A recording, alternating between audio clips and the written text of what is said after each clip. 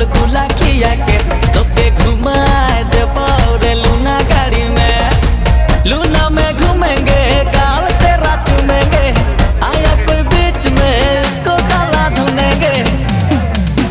तोके पटाए लेबो गुलगुला खिया के तोके घुमाए देबो रे लूना गाड़ी में। तोके पटाए लेबो गुलगुला खिया के तोके घुमाए देबो रे लूना गाड़ी में।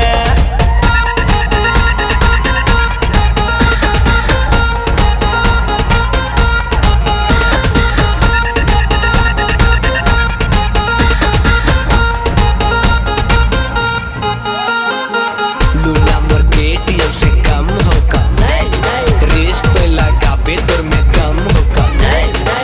गाड़ी मोर सुपर चले 60 से भी ऊपर, आगे आगे चंगा पीछे डबल वाला ऊपर। मुपर बोलू सारा बात ज्यादा माथा नहीं तो जा, एक दो किस मांगा तुझे तो बोल दिलू वाह। तुझे समझ नहीं आया कि मैं समझ नहीं पाया, तेरे लिए मैं हाँ लूना गाड़ी लाया, लूना गाड़ी लाया।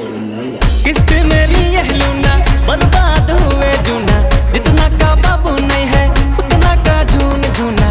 ये चाहिए हमके बस तुम चाहे, तोके तो छोड़ के हम जाए वाला नहीं आहे। तोके पटाए लेबो गुलगुला खिया के तोके घुमाए देबो रे लूना गाड़ी में। तोके पटाए